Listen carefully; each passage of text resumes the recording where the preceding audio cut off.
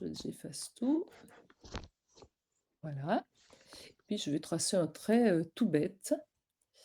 Alors, on va passer d'abord aux lignes satin. Alors, j'ai une ligne là à laquelle j'ai donné une épaisseur un peu violente. Voilà, donc à partir d'une ligne classique, celle-ci, il se trouve qu'elle était discontinue, mais je vais la rendre continue. À partir d'une ligne classique, on peut fabriquer facilement ce qui s'appelle des lignes satin. Alors, on a plusieurs façons de fabriquer ces lignes satin. On peut tout bêtement transformer un trait en satin, ou bien, c'est apparu aussi avec la dernière version, on peut fabriquer un trait en effet de chemin. C'est ce que je vais choisir. Alors, on a plusieurs effets de chemin possibles. On peut faire des perles. On a le chemin normal qui nous transforme finalement le trait en satin tout bête. Alors, je vais vous montrer, on va faire des perles avec une largeur minimum de 3 millimètres, longueur de 10 et longueur du motif à 15, je garde tout. Et je vais vous montrer comment modifier. Voilà. Ça vous parle, ça? Ce trait étant tracé, on va déjà voir ce qu'il donne. Quand on le brode. Donc c'est une façon extrêmement simple d'obtenir des lignes satin qui ont des effets divers et qui sont très faciles à broder, qui donnent des effets sympathiques. Ces perles-là, je peux décider de les modifier parce que on m'a dit que c'était des effets de chemin. Si je m'en vais dans les effets de chemin, j'ai de ce motif-là, j'ai accès à tout ce qui est proposé. Je peux répéter mon motif, je peux l'espacer plus ou moins. Hop, ça présente assez peu d'intérêt, donc je vais le laisser tel quel. Et je peux surtout, et ça c'est important, je peux surtout modifier le motif. Et dans un petit coin de la zone de travail, il me présente le motif. Et si mes perles ne me plaisent pas, je peux, alors c'est pas ça que je veux modifier, je peux par exemple les transformer. Hop. Alors il y a des limites, hein. Si je dépasse les bords, j'obtiens des choses un peu aberrantes qui ne se broderont pas de toute façon. Mais je peux par exemple avoir un côté de perle moins dodu que l'autre. Et quand je vais... Alors, il faut que ça dépasse partout, hein, ces machins-là. Voilà. Et si je brode, hop, donc ma forme qui a été modifiée.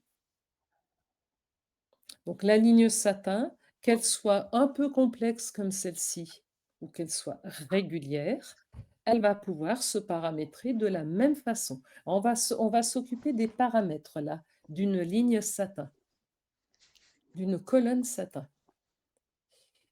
Je vais prendre un peu tous les paramètres.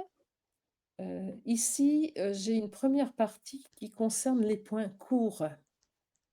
Quand une ligne satin est très courbée, si on a réglé l'espace crête à crête, c'est-à-dire l'espace entre deux pointes, à une certaine valeur, quand la ligne est très, très courbe, il y a certains endroits où la valeur, par exemple ici, là, les points sont plus courts qu'en face. Et je peux décider que quand les points deviennent trop courts, je les raccourcis pour ne pas avoir trop d'épaisseur sur cet endroit-là. C'est moi qui décide de la longueur des points courts. Si je mets des points courts à 0,30 par exemple, est-ce qu'il va commencer à m'en faire? Voilà.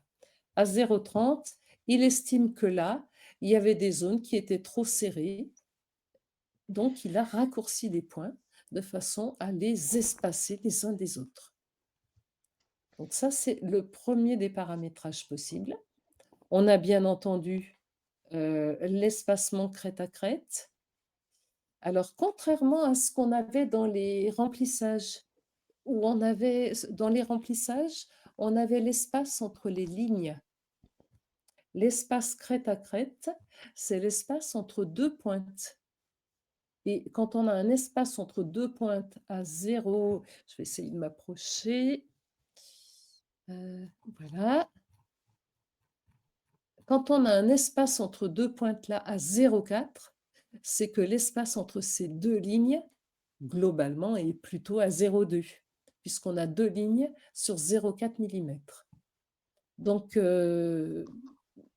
cette valeur-là, c'est une des plus petites qu'on puisse utiliser. Moi, je descends assez peu au-dessous de cette valeur-là. En tout cas, pas avec des matériaux classiques. La compensation d'étirement, ça nous sert quand on a des tissus un petit peu mous,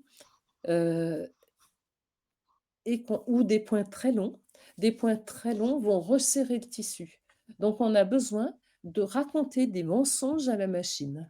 La compensation d'étirement, c'est un mensonge. On lui explique qu'il faut tracer cette colonne satin un petit peu plus grande pour que quand elle sera brodée, elle soit finalement à la taille qu'on souhaitait. Je vais vous mettre une valeur importante, vous allez voir ce que ça donne. 0,5, et c'est pas suffisamment important pour qu'on le voit, 1 millimètre de plus. Alors, on voit qu'elle est plus, j'espère qu'on voit bien, qu'elle est plus large que quand je ne mets pas de compensation du tout. Alors cette compensation, j'en ai pas parlé dans le remplissage, mais on a exactement le même problème dans le remplissage. La broderie de points nombreux resserre le tissu et il faut à chaque fois raconter au tissu des mensonges et lui dire que, on a besoin d'agrandir les formes. Alors cette compensation, elle s'exprime soit en pourcentage, soit en millimètres. Inverser la direction des rails, c'est quand les rails, ben, je vais vous montrer ce que ça peut faire, hein. On va inverser le premier rail, hein. Alors quand on a des choses comme ça, c'est qu'il est en train de se tromper. Il fait correspondre les premiers et derniers points de chaque rail. C'est pas bien, hein. Donc restons en automatique.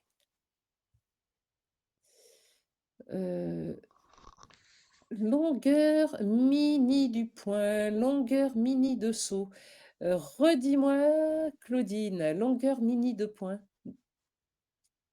Claudine? Oui, oui. Longueur de points, en fait, c'est les points qu'on va envoyer à la machine. Donc, une fois que le plan de broderie a été calculé, s'il y a des Oui, points trop courts, on ne oui. les fait pas. Donc, avant, jusqu'à présent, c'était des paramètres globaux qui étaient dans préférence. À partir de Mais la ça, prochaine c'est version, parce que ce j'ai une sera version local. d'essai, Claudine. Oui, oui, c'est parce que tu as une version d'essai. Bon, alors j'en parle pas. Ça sera Voilà. pour la prochaine fois. Oui, effectivement, j'avais encore pas vu ça. Tout d'un coup, je me dis: «Ah, d'accord». Merci, Claudine.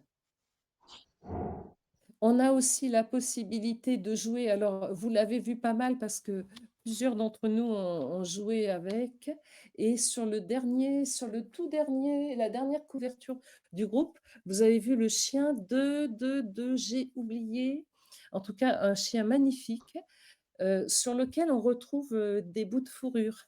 Alors je pense qu'elle a joué avec la longueur du point satin. On peut faire varier la largeur, pas la longueur, la largeur du point. Si je mets 25 d'augmentation aléatoire, je retrouve ma forme de point, mais avec des variations d'un quart en plus, puisque c'est l'augmentation dont il s'agit, et on peut combiner l'augmentation et la diminution. Allez, je vais mettre une diminution, et non, 500, c'est pas bon ça, qu'est-ce que j'ai écrit? 50. Donc, on a une variation de 25 en plus et de 50 en moins. D'ailleurs, on a totalement perdu la forme de départ. Mais ça permet d'obtenir des effets sympathiques et en combinant plusieurs de ces formes-là, on va pouvoir simuler des effets de fourrure, va pouvoir faire des fleurettes, très jolies et cetera. On peut découper les points et donner une longueur maximale aux points. Donc les points là peuvent être, très longs, des fois trop longs pour nos machines. Si je donne une longueur max de 6 millimètres, allez, allons-y sur 6 millimètres, on voit que certains points sont découpés, d'autres pas. Et on peut choisir son mode de découpage, en décalant par exemple. Ce qui est pas très net ici, parce on a des longueurs qui sont trop aléatoires. Mais en tout cas, ça permet de réguler la longueur des points et d'avoir des choses, on s'est un peu éloigné du point satin, mais ça permet d'avoir de jolis effets et surtout, on a des choses qui sont extrêmement paramétrables. La graine aléatoire, oh purée! Donc ça, c'est quelque chose, la graine aléatoire, c'est un nombre qui est tiré au sort et qui fait varier, les diverses variations, pardon, qu'on a mises dans notre colonne satin. Alors si je mets, je vais changer la valeur et vous allez voir que ça prend une autre allure. Les diminutions, les augmentations ne sont plus tout à fait au même endroit. Voilà pour les colonnes satin. Alors on peut les combiner, en associer plusieurs, les unes après les autres. Et puis, Claudine nous a fait un joli mode d'emploi pour ceux qui ont envie de se casser bien la tête, pour faire elle nous l'a fait au sujet de l'arc-en-ciel. Donc avec en tout cas une seule largeur de colonne, on arrive à obtenir, toutes les parties de l'arc-en-ciel.